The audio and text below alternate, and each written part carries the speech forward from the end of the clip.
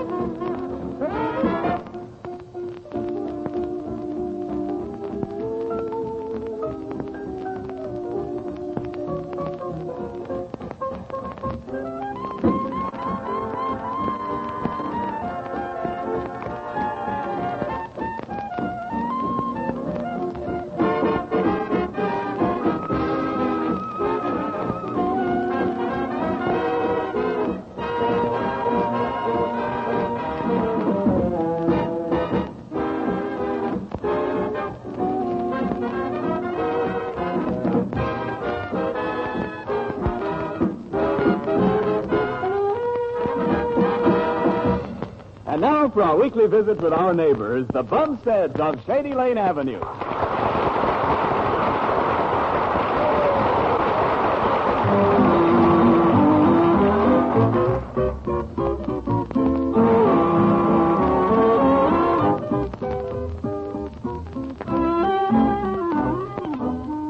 Well, it's about 2 o'clock in the morning, and two dark figures skulk outside the Bumstead home. It's Dagwood and his boss, Mr. Dithers, sneaking home from a late poker game with the boys. Well, naturally, they're trying to be quiet as they share a warm reception from their wives. So let's listen. Well, Dagwood, here's your house. Yeah. We've got to get our story straight now before we go in to report to the Gestapo. Yeah, what will it be, Mr. Dithers? Will it be sitting up with a sick friend? Oh, no. That story's no good unless you tell it while applying a little chloroform. Yeah. Besides, all our sick friends are well again, doggone it. Yes. It really broke my heart to see Fred Wilkins get over his lumbago. Yeah. It was so handy. Yeah. I guess the sick friend gag is out, huh? Oh, yes. Hey, maybe we could say we were sitting up with a sick enemy. Bumstead. Oh, no. That doesn't seem logical. Wait a minute. Huh? Harry Potter's dog is having pups. Yeah.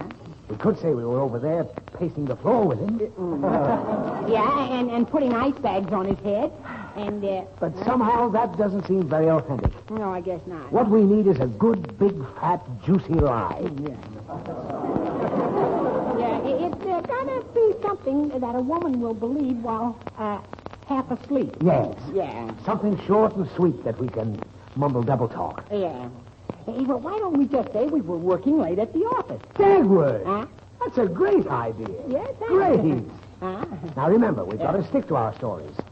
Now, let's see. We were working late at the office on some drawings for the Acme Machine Tool and Die Company, and we're getting home late because we worked hard knocking ourselves out. Yeah, tooling and dying all night. Yes. So we can buy things for our darling wives. Well, if Blondie believes the story, give her my regards. Otherwise, don't mention it. Yeah. Okay. See you in the morning at the office. I'll probably have my arm in a sling and my head in a cast. Good night. Yeah, now let's see if I can sneak in. Oh, I hope I don't wake Blondie up. See, I'll take my shoes off now. Gee, it's so dark I can't see my shoes. Yeah, I know what I'll do. I'll follow my legs down to the bottom. There they are. Now, up the steps into bed.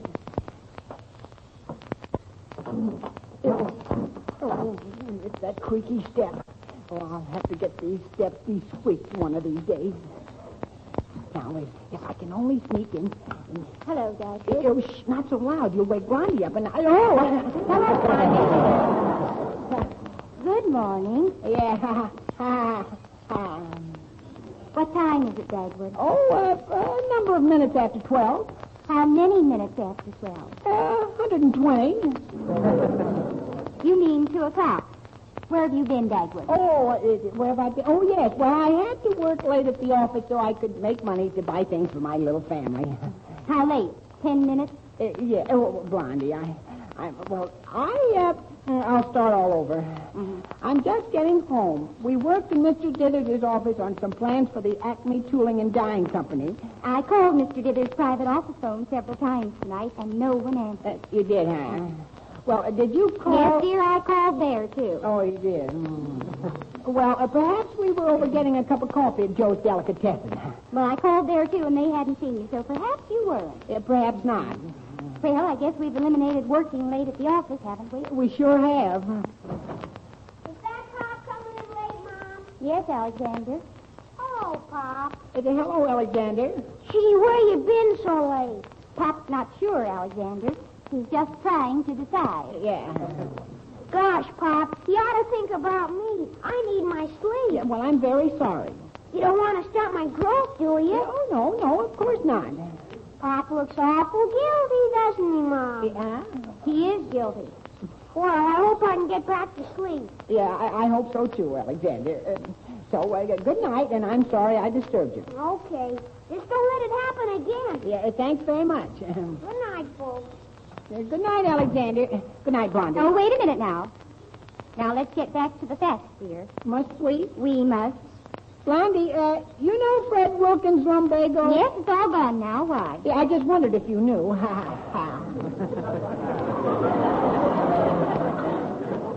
Go on, dear. Harry Potter's dog is having problems. Yes, Mrs. Potter was telling me they came early this evening. Yeah, that's very inconvenient of them.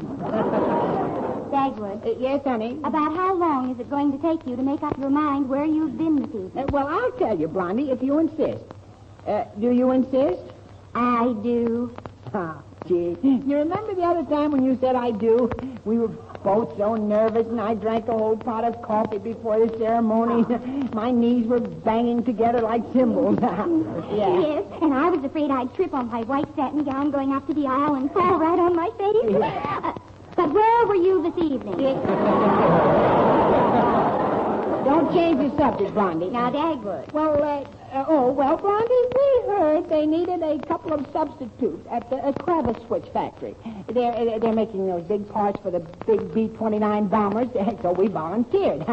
You see, I didn't have time to call you. Well, dear, why didn't you say so? I didn't think you'd believe it. I don't know. It seemed sort of improbable. Oh, you poor darling. Gee, you must be tired. Yeah, I'm still a little nervous, too. Maybe I'd better go down and call Mr. Dithers. I want to tip him off. I have to find out if he got home all right. Oh, no, dear. You're tired. Now, look, you need some rest. You better get right up to bed. Yeah, but... you know how he made out in the morning. That might be too late, Blondie. Oh, probably Cora will tell me when I see her tomorrow. Yeah, whoa. What's the matter, Dagwood? Is something hurting you? My conscience. I got a pain in the neck from working. You know, dear. Yeah? You poor dear. Now, look, darling, you should have told me right at the beginning you had volunteered to help out at the factory. Because, you see, when you tell a little fib, you have to tell a bigger one to cover it up. And then you have to make up more stories to cover that up. And it gets worse and worse until the first thing you know, you're in an awful spot. Oh, Blondie, you are so right.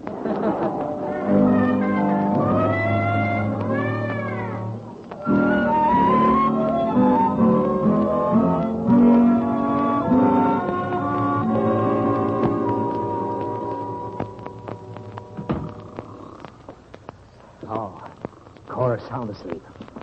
Now, if I can just tiptoe quietly over to my bed. What am I tangled up in?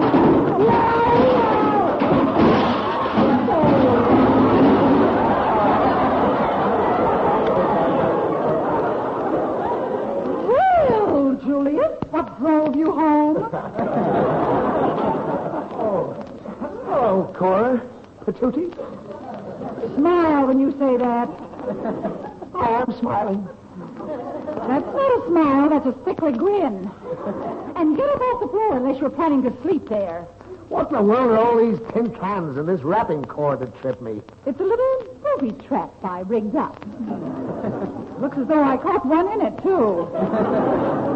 Next time, why don't you hook it up with a landmine? That's a splendid suggestion. That's it, too. I'll give you 3 minutes to think up another of your fairy stories. Dagwood and I were working late at the office. I called the office. We didn't answer the phone. We didn't want to be disturbed. I went down to the office. You would. And it was as empty as your head. Oh, Cora. Now, take it from there, Poochie. Don't call me Poochie. Well, what's your explanation now? Well, you know that dog of Harry Potter's? Oh, yes. Harry called up to offer us one of the pups. Why doesn't he mind his own business? And before I forget it, the Wilkins dropped in for a moment this evening. Threads all over his lumbago. Too bad he couldn't have had a relapse. You were going to explain just what kept you up so late, Julius. I was? Oh, I was. Well, I didn't want to tell you the real reason I'm so late. It's rather embarrassing. This had better be good. Or tomorrow morning you're going to be on the critical list at the hospital. Well, it's about Dagwood. I don't want you to repeat this, Cora. It would hurt Blondie's feelings. Well, what is it, Julius? Oh, it wasn't anything so terrible. After all, he's still young and high-spirited. And the girl was a knockout. Girl? Oh, what happened? Well, I was standing there minding my own business, but Dagwood whistled at a brunette. She called a cop, and Dagwood got arrested as a masher. Oh, no. Oh, yes. And it took me all this time to persuade the police not to throw him in the jug. Oh. You can see why I didn't want to tell you this. Well, yes, of course. Well, that was it. I did my good turn and came home. And this is the reception I get from my sweet, ever-loving ball and chain.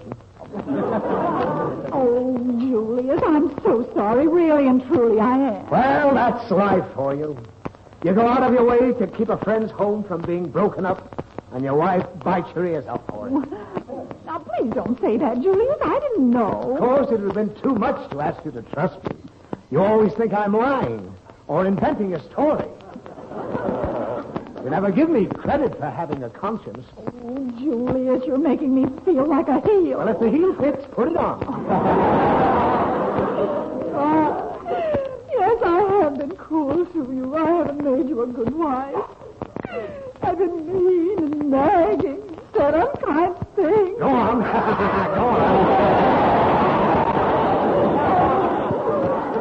I don't see how you took me all these years. So you're beginning to wonder too, huh? Well, in spite of all your faults, Cora, I love you. Oh, thank you for tuning me. Smile when you say that. Julius, Julius, don't throw that back in my face. I feel bad enough as it is. Won't you forgive me? Well, all right. Now stop bawling. I'm sleepy. Yes, dear, I'll try. Could I ask you a question, please? Be brief. Won't Dagwood's name be on the police blotter? No, I think they'll put down some fictitious name. No. Oh, I'm seeing Blondie tomorrow. I don't know how I'll be able to face her knowing what I do. Poor Blondie. Poor Dagwood.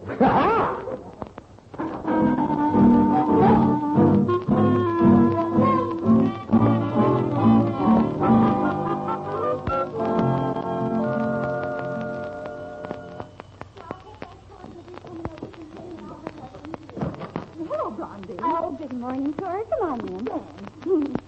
How do you feel? Gruesome. Oh, did Mr. Dithers come in late last night, too? Oh, yes. It was after 2 when the sneak snuck in. Tell me, did he tell you he'd been working at the office too? Yes, but I've heard that song before. So had I. All these years. Oh, Blondie, if you only knew. Well, I finally made him tell me what really happened. Then you know? Oh, yes, I found out. Oh, poor Blondie, your heart must be breaking. No, it's not breaking. Oh, you're so brave about it. Dagwood being arrested as a masher. A what? After all, he just whistled at that brunette. What brunette? Well, the girl who had him arrested. Oh, it's really nothing. Julius whistled at the young girl, too. The dog. Why, last summer when we went to the beach, he'd whistle all day like a peanut stand. It'd be 2 days before his lips would unpucker. But I didn't know anything about it. Whistling at a brunette. Oh, how could he do such a thing? I guess he just puckered up his lips and let go. That's why Julius was out so late. He was fixing it up so Dagwood's name wouldn't be on the police blotter. Oh, dear. Oh, my. Oh, that's moonlight for you. Oh, well, somehow I never thought of Dagwood as a wolf. But he did look guilty last night. Oh, Cora. There now, Blondie. Oh, I can't help it. My own husband, a masher. If he'd only done some little thing like robbing a bank. Well, it's a cross we women have to bear. What did Dagwood tell you? Well, he said he volunteered to work the split shift at the Clovis Switch factory last night. He and Mr. Dithers and some friend of Mr. Dithers. The Clovis Switch factory? Gad! What's the matter? I happen to know who else was working that shift last night. I heard her mention it yesterday. Who? Oh, that tall, slinky, blonde Gloria somebody or other. No. She's the girl who has, well, you know, she's the luscious type. Eyelashes a foot long. Yes, she is gorgeous. Whenever I see her coming, I sew until she goes pale. So that's where Julius was. Oh, that heel. And I believed him last night. I apologize for suspecting him of lying to me. He talked me into thinking he was a fine, noble husband. And I tried to admit that I was mistaken. Oh, the crosses we have to bear. I even bawled a little. Poor Cora, you really are right. Wait a minute. Well, what are we acting like this for? We ought to be good and mad. Yes, well, I am mad. Who am I? Let's go down to the office and drag the truth out of them, even if we have to do it with our bare hands.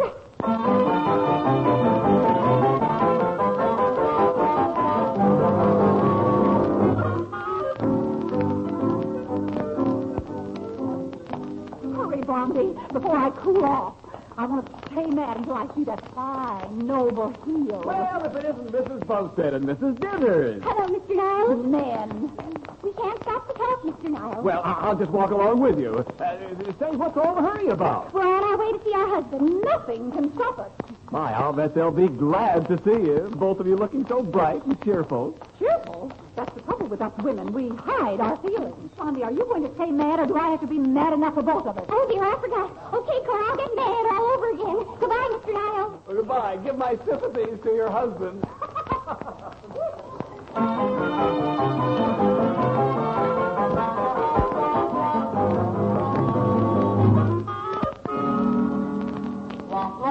Oh, Bumstead. Yes, Mr. Dithers. How did you make out with Blondie last night? Did you stick to your story? No, I was just stuck with it. Oh, Bumstead. How could you let me down like that? I'm sorry, J.C., but that alibi had more holes in it than a hunk of Swiss cheese. Yeah, how did you make out, Mr. Dithers? Did you stick to your story? Why, no. Oh, no, that's all right, Mr. Dithers. It's a fine thing. Well, what did you finally tell Blondie? Well, I told her we substituted at the Clovis Switch factory. Oh, no. Oh, yes. Bumstead, that's where Gloria works. Which Gloria is that? You know, the,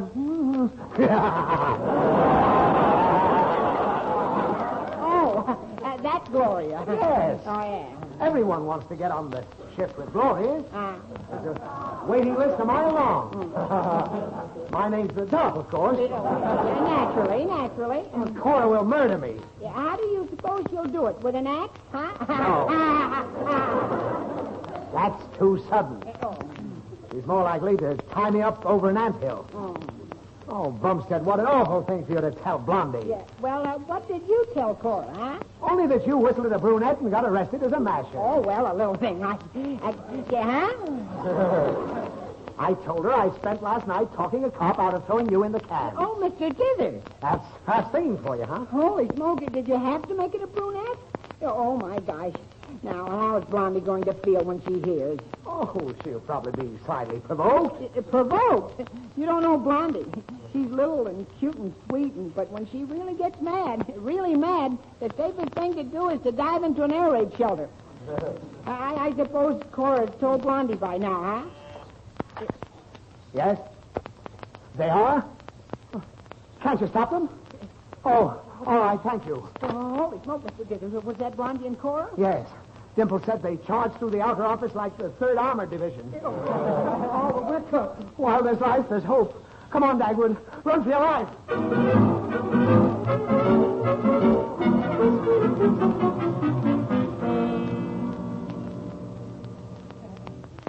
Mr. Dithers, do you suppose they saw us run out here and back and hide in this tool shed? I hope not. There's nothing here but a lot of old junk. Oh, shh. I think I hear them coming. You're sure they're in here, Blondie? Oh, yes. Look, the padlock is open and just hanging there. Well, we'll fix that. Holy smoke. We're locked in, J.C. Bumstead, what did you leave the padlock unlocked for, you fathead? Well, Mr. Dithers, you unlocked it and left it there. Okay, I'm a fathead. Are you in there, you two love pirates? Don't say anything. I wouldn't think of it. Well, I saw them go in, Cora. Blondie, this little shed doesn't look very valuable. Why don't we just touch a match to it? No, Cora. Thank goodness for Blondie. I'm in favor of getting in one of those big trucks and crashing right through it like a tank. Oh. That's a wonderful idea. Oh, no, Blondie, we really shouldn't. Why not? Well, that would be pleasure driving. Doesn't the Dithers Company always have some dynamite around? I never knew Blondie was so bloodthirsty. Well, it's been a nice life, what there was of it. Blondie, I don't think we should waste perfectly good dynamite blowing up a lot of rubbish. Maybe we ought to think this over at a movie. Yes, and we can come back later if we happen to remember. Come on, Blondie. All right, Cora. Goodbye, boys. And I do mean goodbye. Yeah, goodbye. Quiet. Oh, my. J.C., there they go. We'll wait 5 minutes and cut our way out of here. Yeah. Mr. Dithers, there's just one thing wrong with this tool shed. What's that? There aren't any tools in it. Great suffering humanity. We're locked in here until they're good and ready to let us out. And that may be never. And never's a long, long time.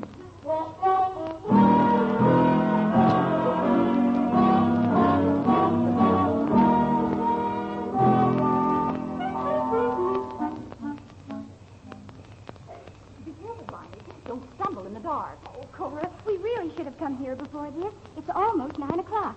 I felt sort of bad having dinner and thinking about Dagwood and Mr. Dithers locked up in that chair. Not I. Gave me the best appetite I've had in months. You know, I'm not at all sure we shouldn't leave them in there for another day or so, just to make sure the cure really takes. Well, I think they're ready to confess now.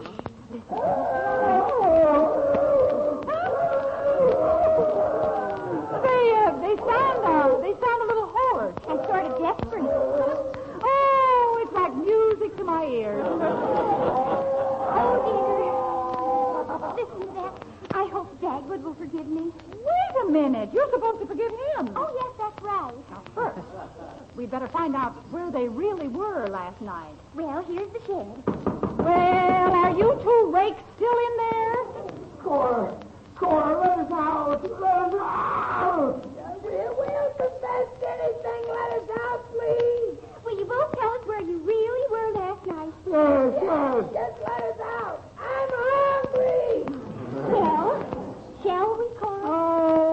I don't know. Oh, cool.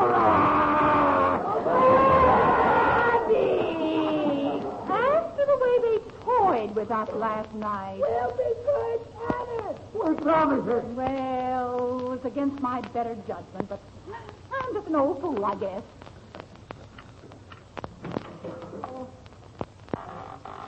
We come out now, huh? I never expected to see the light of day again. Hey, I don't see it now. It happens to be night, you mole. Yeah.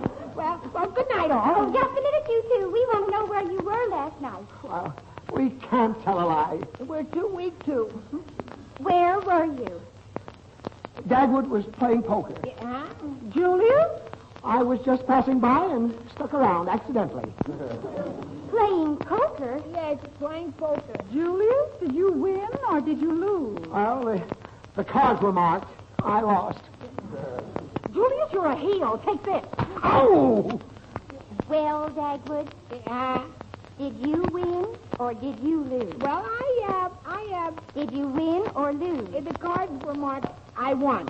Oh, Dagwood, you darling. Take this.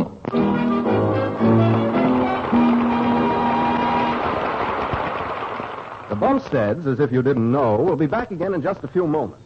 Right now, that man Lenny Kahn prepares to downbeat the orchestra for this sparkling selection. Well, sparkle, man.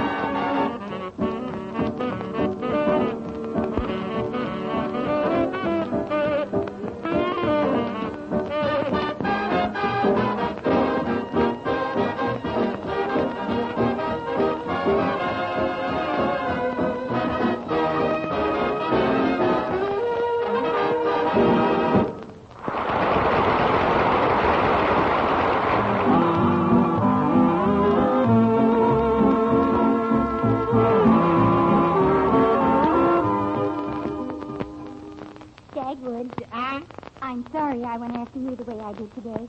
But I guess you'll know what to do the next time you come home late at night. Yeah, tell the truth and divide the winnings with you. Yeah, but what if I lose? Just don't bother to come home.